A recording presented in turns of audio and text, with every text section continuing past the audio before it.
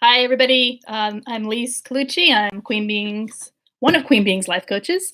And sorry, I'm all flustered again because I am technology challenged and having an issue. So, anyway, I'm here now and I want to talk to you and offer you some help if you need it for, um, this narcissistic abuse recovery.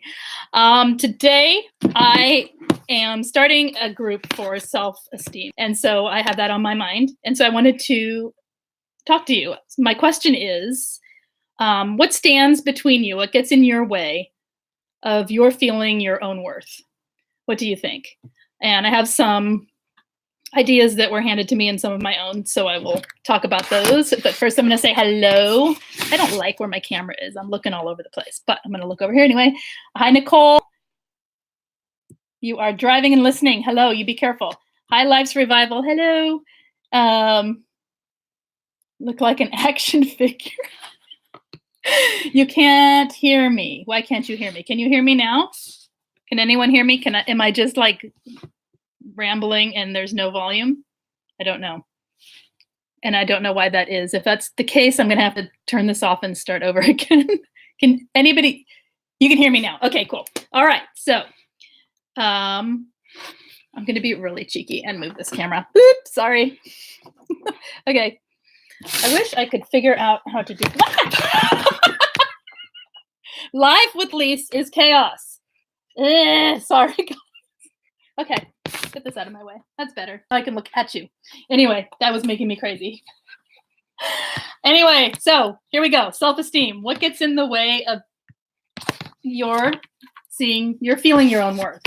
And okay, now I have no idea what's going on, but my computer is turning off and on while I'm talking. So hopefully this is actually, I see the counter running, it's working. Self-judgment. How many of you have you experienced self-judgment as a reason that you can't feel your own worth? I know that's pretty common. I mean, we judge ourselves pretty harshly, and it can stand between you and your healing, because basically the way I see self-judgment is we have an experience and we start telling ourselves that we are wrong or we're bad or we're stupid or whatever we tell ourselves, we judge. And when we do that, we're instantly missing anything that we could be learning from that moment, because we go straight into this negative that takes over and it becomes everything. So when we have that self-judgment, I feel like it's like a lid or a wax seal that's over any pain or any discomfort that we have. Escape is to go into this self-judging, and then instead of just sitting and feeling what it is we're experiencing, or instead of accepting maybe we made a mistake, or sometimes we judge ourselves over positive things too, and that's when it comes down to feeling your worth. Like we can get a compliment and we have to judge our way out of it. And so we can't, I feel like it's a major hindrance for people, and I know I've experienced it. So, I mean, I could be judging the heck out of myself right now. I'm just too goofy in here, but that's the way it goes. That's how I am. So, hello. Hi, Diane and Deborah and Cindy. Hello. And so what do we do with that judgment? What do you guys do with the judgment? Let me know. And people are saying yes, that they experience that. So, hi, James. Let's see if I can read my own writing here. Comparing yourself to others or to an ideal of what you have for yourself. That's like almost like a perfectionism thing where, and it's also a form of judgment. You know, the comparison is a form of judgment. So again, what can we do with that? That's a question. And I'm hoping that you can see what I'm saying, that when you have self-criticism to the point, at any point, self-criticism that is not something that is being used to further your growth. In other words, sometimes it's good to be a little bit critical and think, okay, I should have done it like this because that would have been better. Or, oh, I can see where I made a mistake. That's more like self-correction. But when we get in there and we start passing judgment on ourselves, it completely covers over any amount of worth that we have. And it completely doesn't allow us to build self-esteem. And that's not to say we shouldn't look at the things that we need to change, because of course we need to change things. Everybody does. But if you can get where you can see that it is actually sabotaging your own growth to judge yourself and to have this comparison going, or to have comparison to others, or even worse, I would say maybe, is an ideal of what you think you should be. Because you can see, just like when I say that, how limiting that is. If I think I should be one thing, then that limits me to being that, only that one thing, or I'm not good enough. And so that's what I mean by self-judgment, and also this comparison and that form of perfectionism are basically traps that hold you in the spiral of, or the rather, not even a spiral, it's like the endless loop of never making any change. So, I mean, sure, other changes can be made, but I'm talking about when you're trying to change your belief about yourself or your worth, or where I should be in my life right now. Exactly where I should be. When we add those qualifiers like should, we know we're onto something that is a trap and it's limiting you. So, relaxing that can take, well, there's different ways of doing it, but I'm more interested in hearing today what people are struggling with and what they're trying and what's working and what's not working from you guys. And I'll just keep talking while in the meantime, and go on to other topics like not being able to financially support yourself in the way that you like is another way that people feel like they can't experience their worth, because, I mean, that's a really literal um, demonstrate or example of worth, right? What we are making equals who we are. And that yeah, it's we have to, that's a society issue as well, because we're taught that what we make, we're valued based on how much we make.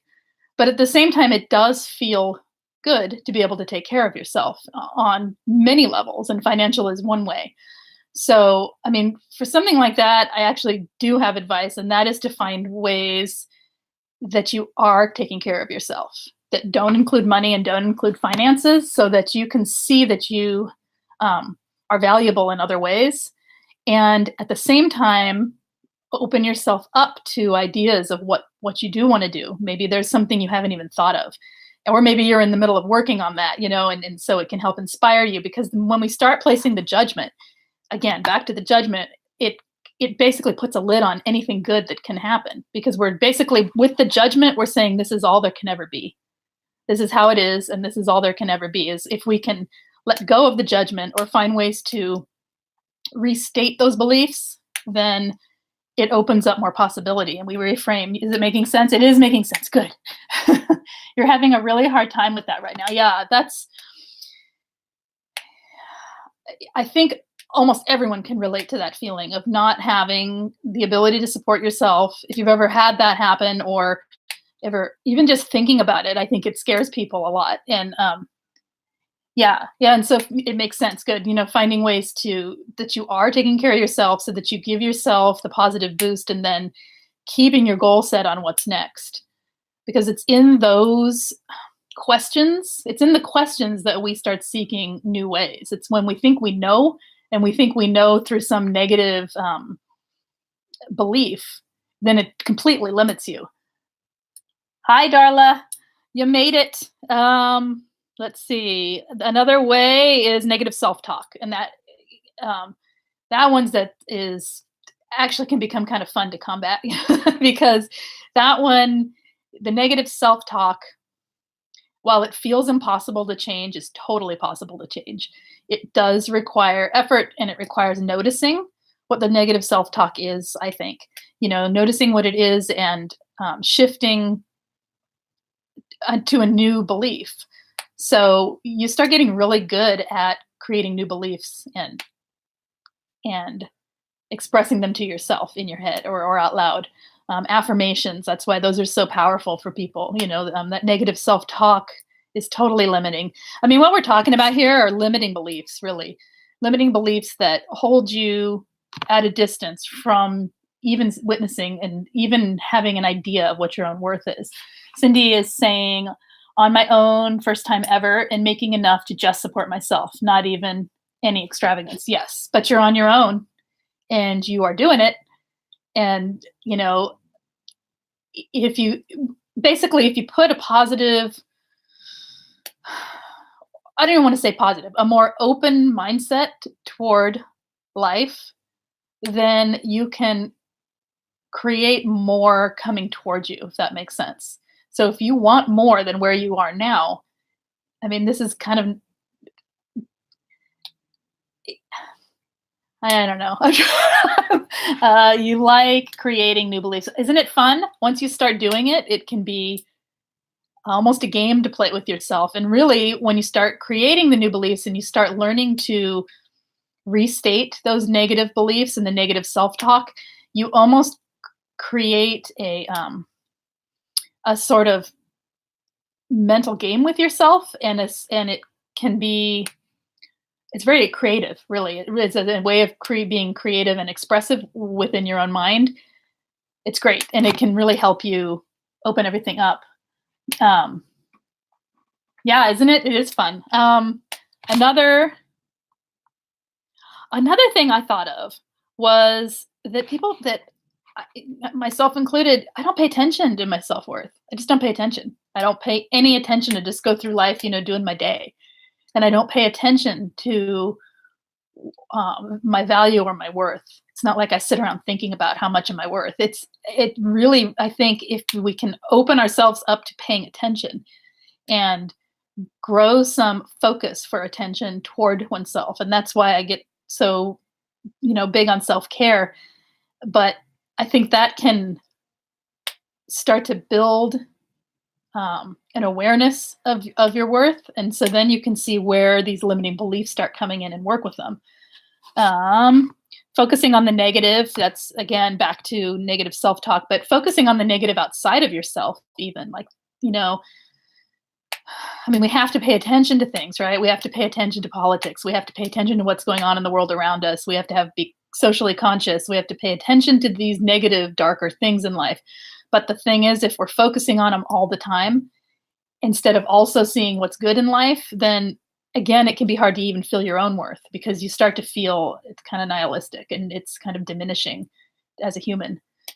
So not that we need to stick our heads in the sand or up in the clouds or, think there's unicorns and rainbows everywhere. But at the same time, noticing what is, even if it's not positive, what is calm and what is pleasant around you can, again, work in your mind to allow you then to see the positive in yourself. Anybody else have anything? I'm totally rambling about this today. Hi, Joanne. Is that Joanne? I think it is. Darla says, I have found myself not writing, but using that after Thursday group. Okay. You using for this, the negative self-talk stuff, the restating, or using which? Because I talked so much now, I don't know which part you're talking about. Let's see.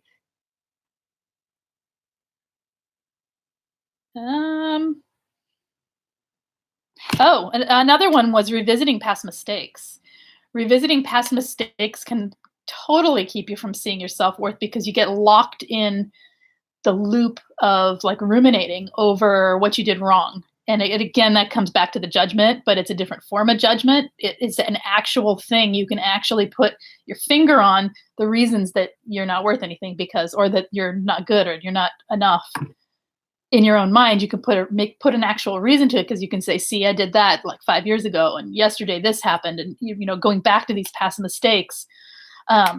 Forgiveness, having some forgiveness and grace with yourself, like you would for anybody else for making mistakes. Hi, Joe. If you think of it like, would you judge someone else for that action? Maybe you would, and maybe you wouldn't. It depends on what the past mistake is, I suppose. But having some,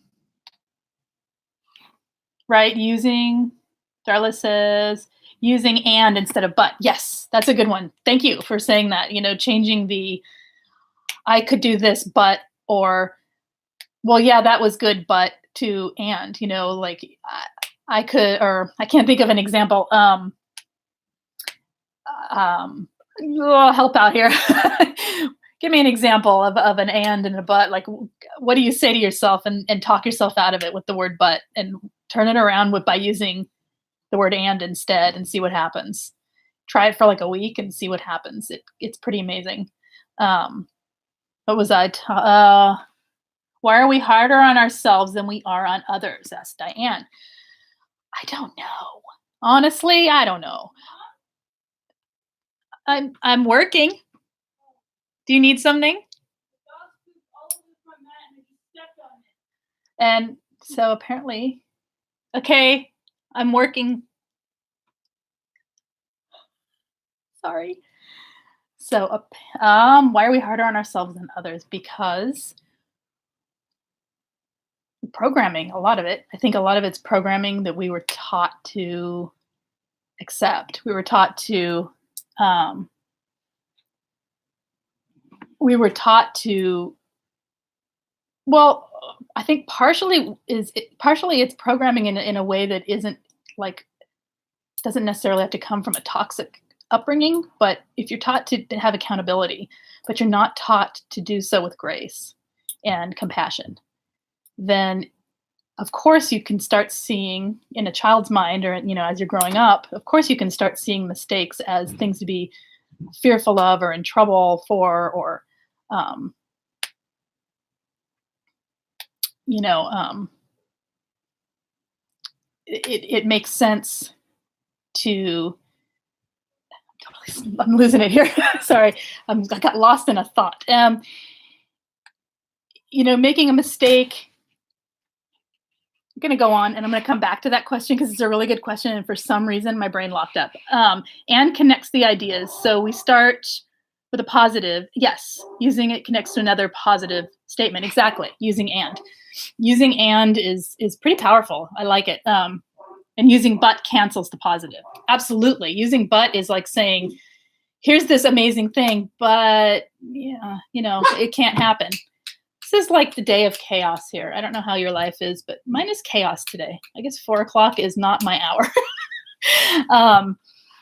So anybody want to talk about anything else while you're here? I will wait and see. And I'm still thinking about this, Diane. Why are we harder on ourselves? I mean, I honestly think a lot of it is programming. And it's also, like I said, it is such a trap.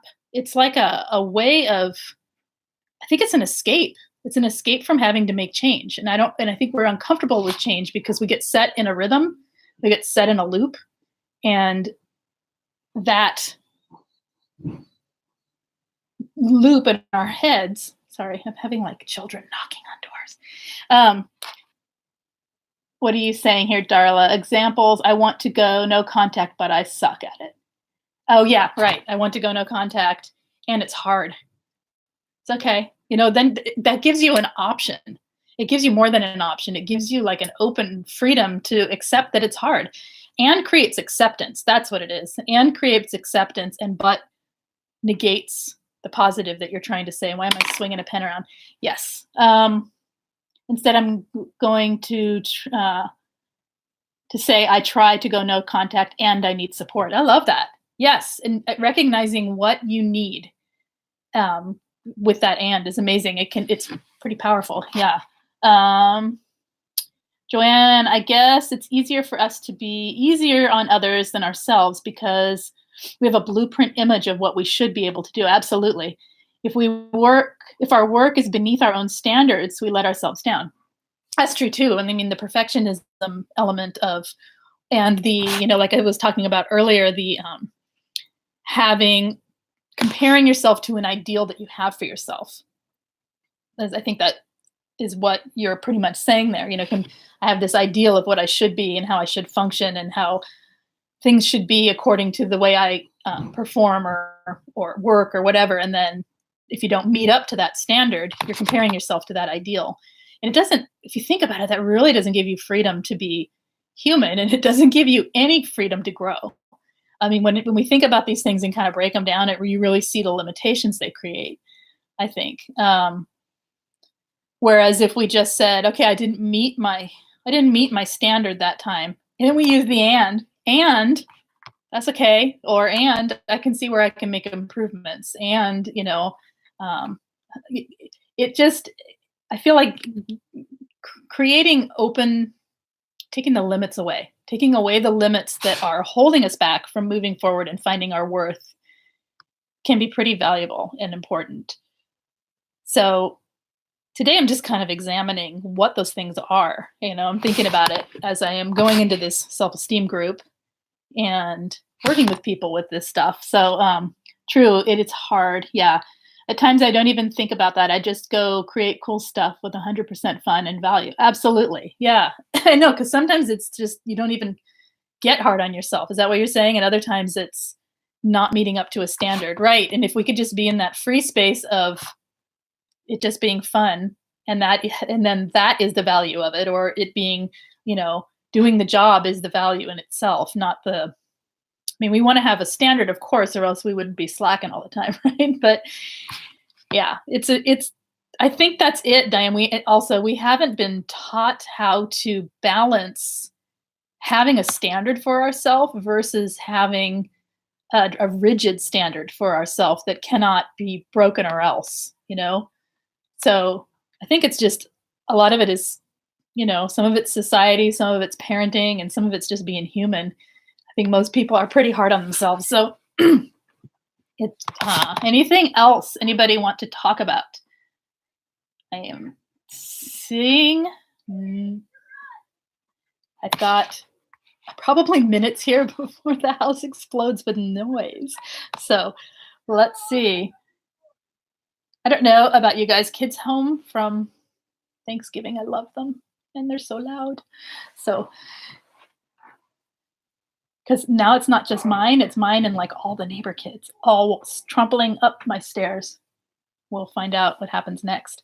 Anyway, anything else? Because this is good stuff to think about, I think. Helping yourself to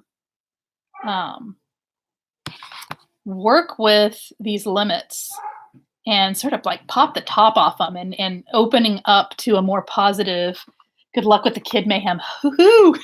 Yeah. Yeah. And I think I'm curious to see what, if anyone has anything that works for them for any of these things that I'm not already talking about, or if you have any questions further, like specifically on like your own stuff. So as it relates to this, there was another one and I can't find it where I wrote it. Oh, and I think when I was talking about not paying attention, we can do things to pay better attention to the way we experience ourselves. In other words, maybe it's learning to take a compliment from ourselves. Hey, I did that pretty well, but not hey, I did that so good. There's a need to be over the top ego attitude about it, but just recognizing when we do things. You love the red chair. Thank you. It's my throne. Thank you. It's comfortable too.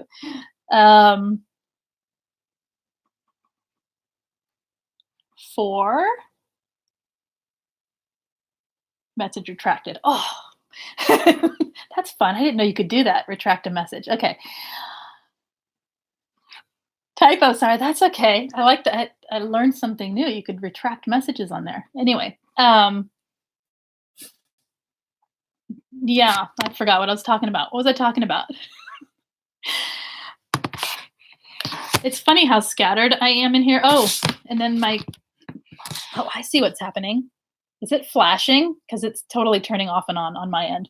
It's funny how scattered I am on here. This just shows you what nervous anxiety and an introvert doing a very extroverted job looks like. A silly introvert. Yes. I don't know what yes is referring to, but yes, I like that word. Yes. Anything else, you guys, before I end this stream today? And I will be back Thanksgiving. So anyone who is here, I don't have a time set yet, probably either late afternoon or early evening For people who need some just want to talk, maybe just do a fun chat kind of thing, or I'll come up with a topic between now and then, and I'll just start talking, and we can hang out. So I'm doing great. Thank you, Nicole. And Deborah can relate. Yes, for me, it helps to focus on giving something instead of focusing on stressing over what went wrong, on giving something to other people or to yourself. It does help to focus outside of yourself too. You have so many questions, but driving. Oh, that's okay. Don't keep typing and driving, my friend. Um, Hi, Misty. You're late, but she's a little late, but glad she made it. We're talking about self-esteem, Misty, and the um, what limits us from seeing, or what gets in the way of seeing our own self-esteem, our own worth, rather. Grr. And Joanne is saying, yes, volunteering, for example. Yeah, taking the focus, we put so much focus on ourselves, and it's important to, we have to, but sometimes it's focusing outside of ourselves that can actually give us a sort of a snapshot, or a different experience of ourselves. Volunteering is a great example. If you're volunteering, you're putting your energy towards something to help other people, or to help someone else, or to help animals, or to help the environment, whatever it is you're volunteering for. And your focus and your direction is going toward that thing. And if you're doing this thing and you can step back just for a second and witness yourself doing it, inside of yourself, just be thinking, oh, I'm here and I'm helping people, or oh, this is great, this makes me feel good, or just noticing the things that are going on while you are doing the volunteering or the giving to others. um, it can be a lot more fulfilling than simply just giving, and you do then come back to your own worth. And that's not to say that we get all of our worth from external factors. We do get a certain amount, though, from what we do in the world. We don't just sit in a bubble and like feel good about ourselves. It does matter what we're doing with our time. The cat shelter, she says, the cat shelter helped me through a lot. I was just 4 hours a week, but it was super. Focusing on something else than the cluster bomb situation. Absolutely. Um, I have challenges helping ours and helping myself. Do you mean others? What are your challenges with that? And yes, I can totally see how that gets you out of this. It's just a different focus, and it's a positive focus. So finding positive focuses like that can really help you not only feel better there goes the blur. I don't know why it does that. And yeah, it does a focus thing. So strange. Anyway, it can volunteering is just one example, but getting your focus onto things that are outside of the situation at hand, outside of, and then if you aren't particularly in a bad space, but you're just in a space where you're realizing you need to grow your own self-worth, doing things like that can also help, because you're not just sitting around wondering, what can I do? How am I in my own way? It comes up in the situation. Maybe you're volunteering and suddenly you hear the inner critic come in. Well, here you are giving, and you're not giving back to yourself. So that's a time to notice and, make some changes in the way you're talking to yourself. Balancing, Deborah's saying, balancing between the two. I've always been a giver, and now I'm learning to give to me. Absolutely. The balance is important. And that's what I'm talking about with, even when you are giving, you can take some time to notice what's going on in your own head and your own experience of the giving. Sometimes there's nothing, it's just great. And other times, the critic does come in, and these things we were talking about that are blocking us from seeing our worth come in. And that's when, you're doing this thing and you're giving. At the same time, you can be giving back to yourself by paying attention and changing the inner dialogue, so that, I'm here giving. I don't need to be critical on myself. I don't need to be hard on myself. I'm here doing this thing. So, Misty says, my self-esteem took a hit today. My sister called me a narcissist today and said everyone feels that way. Are you kidding? What? Not sure who everyone is, since my blog is about me. I'm a narcissist. Oh my gosh, because you are telling your story, that makes you a narcissist. Clearly, she doesn't know what the word means. We have to have self-esteem. We have to have, I mean, there's a difference between having expressing yourself either through writing or, if I was sitting here talking about my story, I wouldn't be talking about my story because I'm a narcissist and I need the attention. I'd be talking about my story to help other people. The intent is everything, regardless.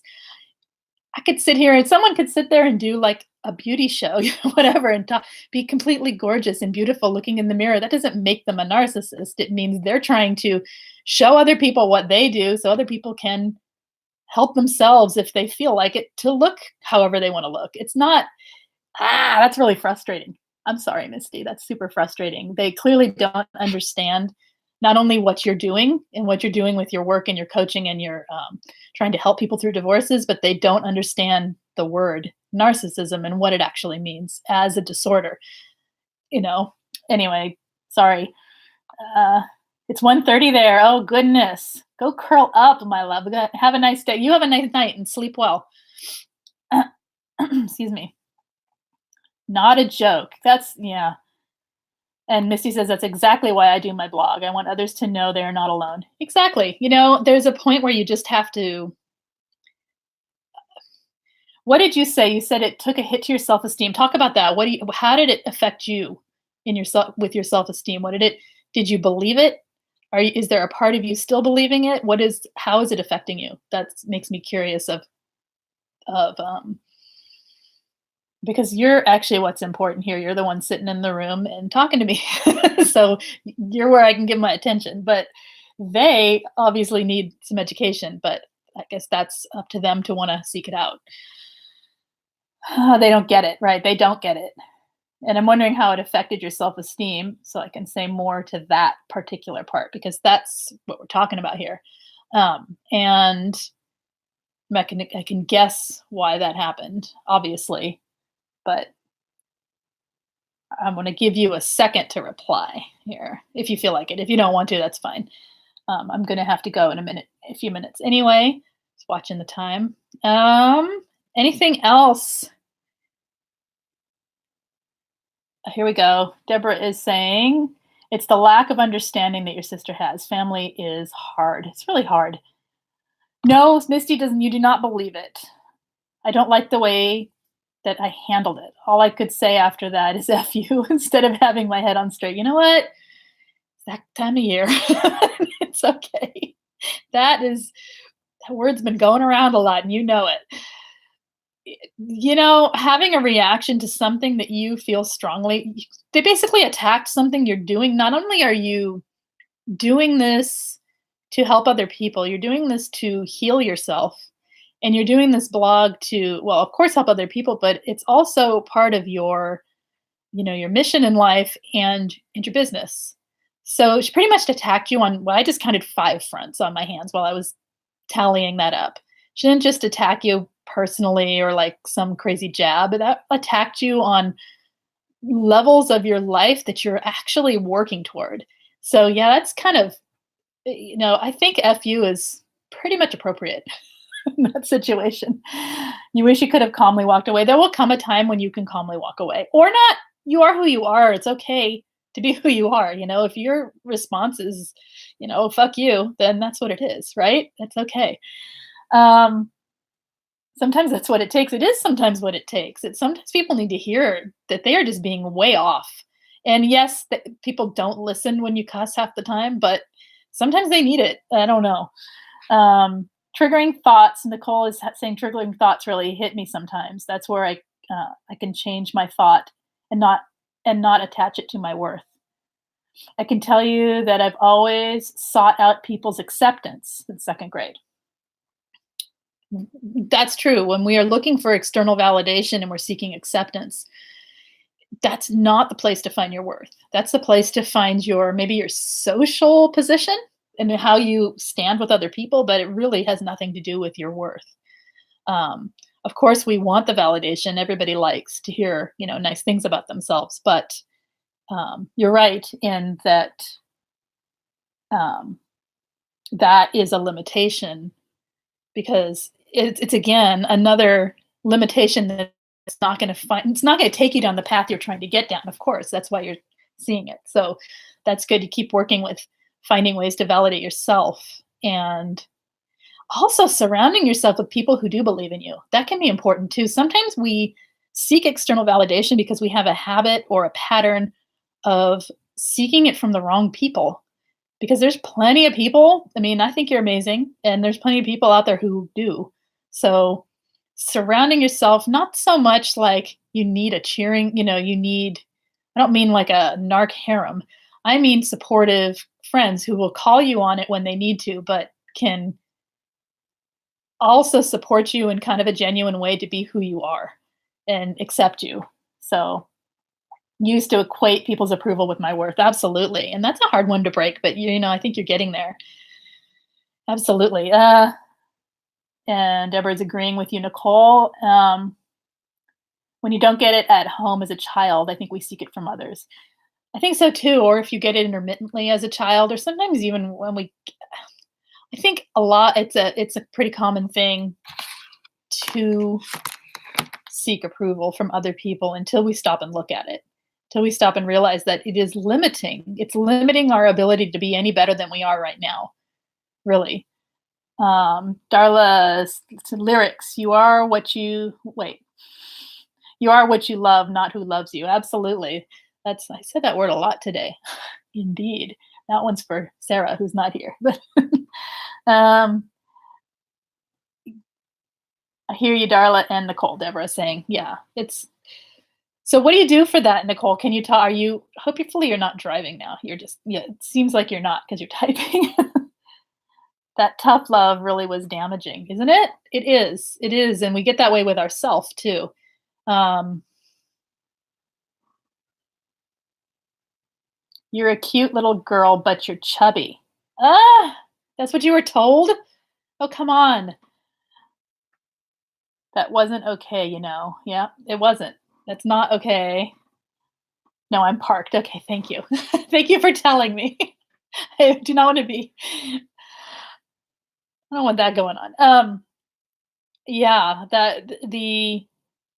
the positive mixed with the negative with a cut with a cut down after something positive, it does make you seek more validation. Of course it does.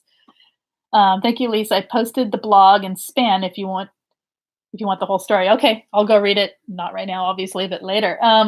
By your mom. Yeah, she meant well, but she was a people pleaser, meaning she was, you're chubby, so let's fix that so other people like you. In other words, equating a child's chubbiness or lack of chubbiness, whatever, with their worth. Um, but she saw it as a way to make you fit in. Is that what you're saying? As it being a people pleaser, her being a people pleaser. Yeah, there's a lot to unlearn, even when moms mean well. It really can be um, a place to it can be a fertile ground for lots of growth. Let's put it that way. Yes, exactly. Okay. Yeah.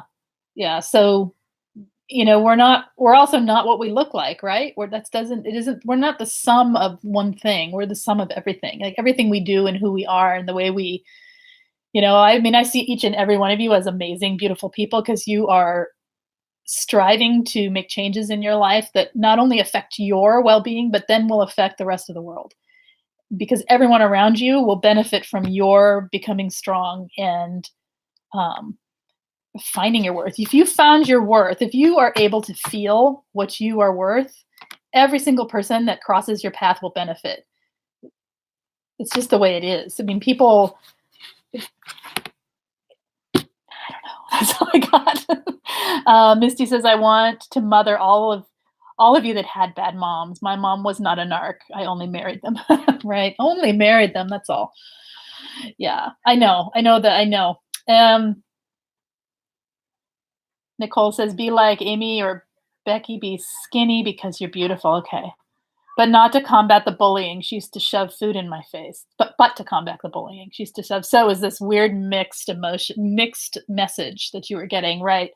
So I sat there and ate when I was happy or sad or mad, which was an easier way for her to show love. Yeah. Yeah. Yeah. Then we have the whole confusion with the food going on and the whole, because honestly, one way to show yourself self care is through food. I mean, but it's like eating healthy and then rewarding yourself with nice things once in a while because everybody wants the yummy things, but it can't be the only way. And yeah, I think as mothers that do that, it does get conflicted and confusing. Yeah, she meant well, but she was broken, right? Right. You know what? I just had a flash of something that may or may not help you. I was told when you say things like that, Nicole, like when you say, yes, exactly, she meant well, but she was broken. Basically, you're saying she hurt you and she didn't mean it. And then you're qualifying it with what was the matter with her. And so basically, the child in you never has a chance to be held in that situation. So, sometimes we can look at something like this, and it's not that you have to get mad at her or you have to have a different opinion of her, but you can acknowledge the you in there. You can acknowledge that Nicole felt whatever Nicole felt from this experience. And just that. No but she, no relating it back to her, simply what you felt from the experience. I do the same thing, and that was advised to me, and it helped me a lot to kind of unwind some of it because when I place our attention on the other person again, like that, um, yes, never. So now I choose exercising over eating, right? Yeah. Um, yeah. So anyway, I'm just off on another topic, but yes, I have not forgiven her. But what I'm suggesting is what you as a child felt and holding your, basically as inner child work, holding a space for you to feel what you felt as a child, not what you feel now about it, but what you felt then. And giving yourself some care around that can help a lot. It helps me a lot. Um, you never got a chance to be mad at her.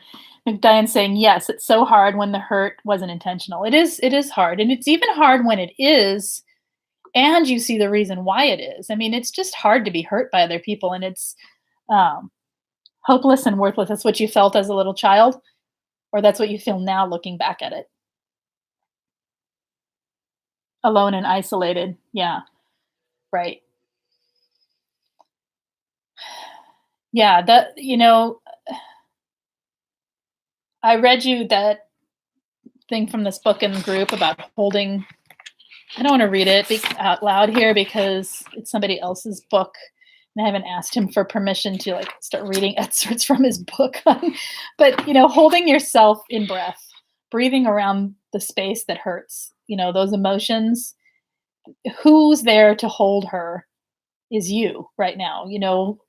Acknowledging that you're feeling that you felt that as baby Nikki, and giving baby Nikki, adult Nikki's love, if that makes sense.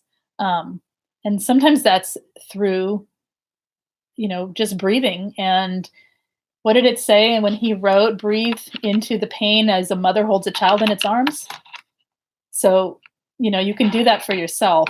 And I think through that, you come to this place of self-worth, in that it's like this hitting it from a different angle, not going directly at I'm going to find my worth.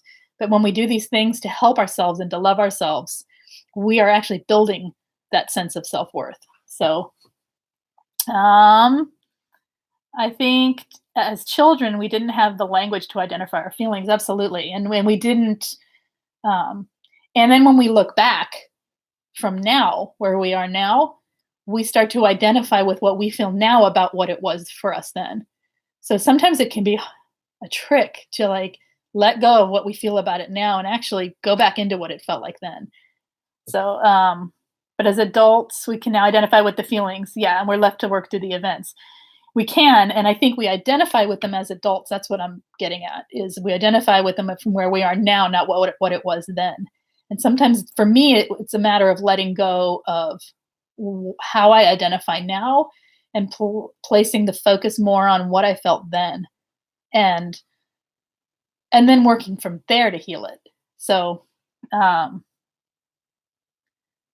Nicole says, I'm learning that from being in group. Yes. And Deborah says, yes, Diane, I'm going through some of that now. And Misty, I think you are right, Diane, about the language. Right. And it also, again, depends on the age you were. Inner child stuff is interesting, and re-experiencing these pains is interesting too, because we can I don't know, we see it from a different place now, we really do, and, learning to go back and love ourselves through it. I'm getting a little heavy here. Let's lighten this up. Um, are you saying work from how you felt back then? I'm saying yes. I'm saying, um, when we are it's like anything, it's like if we're working it's the same thing as if we're working on, um, healing the trauma from an abuse that's current, or like this just happened as an adult. If we think about what we feel now about how it felt then, like say it's a year later, if you think about now how it felt then, there's like a disconnect, and we're bringing now into the past. But if we actually try and remember how it felt then, we can have compassion for ourselves, and sometimes we grieve it. We just have a chance to grieve it finally, instead of pulling the anger of now into the past, because that anger is the protector, right? And when the anger is protecting us from feeling that thing again. So sometimes we got to go and just feel it, and learning to reparent ourselves and hold that inner child can mean a lot of different things to different people. But I find that just breathing and being present and using mindfulness is, for me, most effective. Let's see. It's literally consoling myself and not just tough loving myself. Yes, literally consoling yourself and saying, I hear you. That hurt. Instead of, she didn't mean it. I know she didn't mean it, because see, it's not about her at this point. It's about what you going forward. You can work on her stuff separate, like how you feel about forgiving her, but working on how you feel about how you felt, if that makes sense. Um, Emily Ray, hello. I find it hard to get past the anger and allow myself to feel sadness when I think about childhood and past pain. Yeah. Dang, I read your mind. Yeah, isn't it true? It's like we get stuck in what we're feeling now because we're attaching it to all these other parts. We're attaching it to from what we feel now, and we're using these protectors that we have now to go back and like reprocess the pain, instead of just holding ourselves and feeling what we need to feel. It's kind of why I think it's super important for people when they're recovering from narcissistic abuse, to feel what you feel, even though it hurts. Because if you do it in the moment, like as adults, of course, we can work on that. As children, it's a different situation, going back and like reparenting self. But it can come from practice, from how you handle your everyday life, how you handle, the upsets and and the hurts that are happening currently in your life, to just feel what you feel without hiding from it, and having place in you that knows enough about self-care, where you can create a loving environment for that part of yourself to grieve and to feel. Why is anger the protector for sadness? Feels more powerful. I see emotions, and I could be completely off base here, but I see emotions like anger. I mean, that's obviously a protector for. We get angry to protect something, right? We get angry to defend and to protect and to shield. Um, so I don't know if there's a why for that particular, like this for that. I think it's just could be your own personal expression. And I don't go into anger personally. I go into kind of like Nicole described, looking at all the reasons why things happened, and making excuses for other people, even if they're legitimate excuses, even if they are things that have been worked through. I'll still go there instead of feeling what it is I need to feel. I think it's kind of a form of dissociation for me, but it's like using the logic to logic my way out of stuff, which doesn't necessarily. So, and then for other people, it can be anger or um, self-hatred. It can be all kinds of things that keep us from feeling what we need to feel so we can heal. And that's, again, when we're healing from, trauma bonds in a current life situation. That's why it is super important to just be okay feeling and grieving and going through what you feel, so that later when you revisit it, it's not like this thing that was never held. and never processed. I hope I'm making sense. I may be babbling. I never know if I'm making sense or I'm babbling by the time I get to this point in the live stream. um, did anyone else say anything? I think you guys stopped. Did that make sense, Emily? I think it's just um, maybe your personal protector for the way you process things. Um, you feel anger and sadness, Darla says. I don't feel that it replaces sadness for me. Possibly my part. Yeah, I'm not saying replaces it. What I'm saying is, like when we were talking about childhood stuff in particular, that maybe we get angry as a way to not necessarily feel what the child felt. And so it gets mixed with the current. I'm having a hard time explaining this because it's kind of in my head, it's a feeling, if that makes sense. Like I have a feeling about it, but I can't put the words just right to this. Um, maybe I'm making sense to some of you though. So yeah, I mean that what you described is exactly it. That you feel both. Um, it's like you feel anger about how sad this thing made you feel, or um, anger that this happened, and you feel sad at the same time. And so when I'm saying it's a protector, what I think I was talking about childhood stuff in particular, like stuff way back that maybe we have to, as adults, go back and reparent ourselves over. And then if we're using that anger, or well, I wasn't talking about the anger before, I was talking about, deflecting onto saying, well, they didn't mean it, giving all these excuses while the thing happened instead of just actually feeling it. So I think it helps us not feel it quite as strong. Maybe that's what I'm getting at. Emily says, I know that anger can be part of us, and that sounds the alarm that whatever is sad is feeling the sadness. Oh yeah, that whatever is sad is feeling the sadness. Right, right. That makes sense. So the anger helps you sort of notice that something is happening. Did I just answer my question? You know what? In the best of situations, yes, people answer their own questions. If my talking helps you answer your own questions, I'm doing my job. Actually, it is. It's perfect. It's exactly how I personally like coaching. And I'm not really coaching here, I'm more just talking at you. But that is exactly like processing through something and then somebody finding their own way. Beautiful. Answering your own questions. I love it. Anything else? I think I'm over an hour here. Almost at an hour. Wow, we did a long one today. Anything else before I head out tonight? And again, I'll be here Thanksgiving. If anyone is wanting to chat or needing to, I will kind of make a best guess of time and try and show up at least by the same time I did today. And if not, I hope you all have lovely holidays, or ignore the holiday should you choose. It's totally your life and your choice, right? You have a good evening too, Deborah.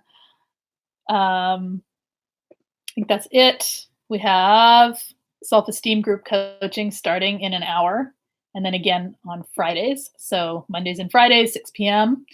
That should be fun, and I'm hoping it'll be fun. And trying to keep that very positive. So obviously, based on the theme of that particular topic. You're welcome, Diane. I'll see you soon. And that's coming up. Colleen has a group coaching for adult children of narcissists coming up starting in December.